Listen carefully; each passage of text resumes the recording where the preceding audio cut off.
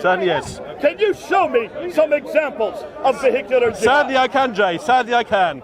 So, in July 14th, 2016, which was last year, 86 people were murdered in... 86 people were murdered in Nice. This is in France last year. 86 people were murdered. 434 people were badly injured. This was by a Tunisian Muslim. Now remember, that's the first one. We're calling it jihad. We don't believe We're calling it jihad. We are indeed. Number two. This is not jihad. I know. I don't ask you to agree with me. This is a terrorist incident. You will see why we're calling it jihad. The second incident was November the 28th, 2016. Hitler was a Muslim. Ohio State at a car attack. 13 wounded by a Somali Muslim, by a man who's called Abdul Razak.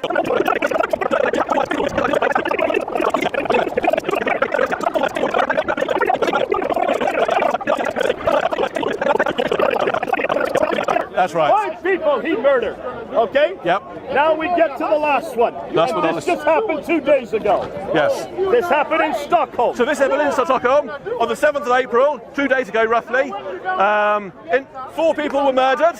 15 people were murdered. No, 15 were wounded. 15 were wounded, I do apologise. This is what Bible preach. So 4 were killed, this is what Bible preach, you know. And we believe the suspect was an Uzbeki Muslim. Say that again, was a who? An Uzbeki from Uzbekistan. Now, what have we noticed about every one of these vehicular killings? Every single one was done by a Muslim. Every one of them was by a Muslim.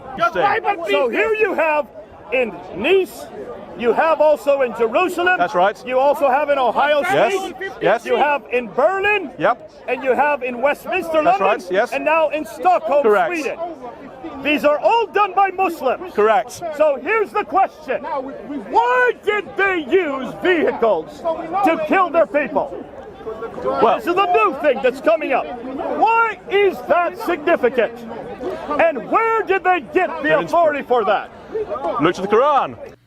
I am bothered by the fact that I'm seeing more and more from people that I respect, from Christians.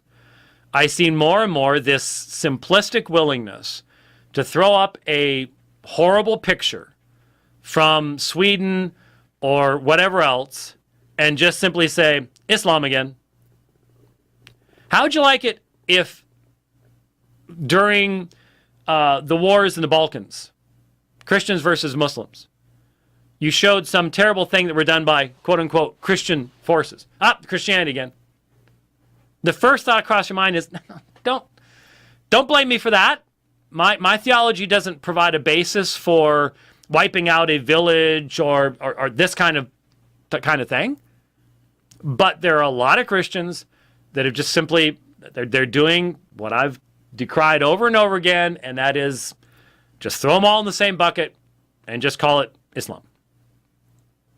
It's not normal every day to wake up and all you hear all day about is how your religion is terrible and how you're a suspect and how you're a cancer and how all this other stuff. When you're young and really impressionable, this stuff is gonna start pressing in on you. You have to be aware this is real stress, and you have to be strong in your faith. And you can't listen to people make bad arguments. You have to know how to identify bad arguments. When someone says, all the stuff that's happening in the world today with ISIS and this San Bernardino and all this Belgium, this is because of the Quran or because of the Hadiths or because of Islam. People in Iraq and Syria were reading the Quran for 1400 years. And they're reading Hadiths for 1400 years. And ISIS only started in 2013. And it wasn't started by the Quran, it was started by the US-led invasion of Iraq and the destruction of all the institutions and economy and government of that country.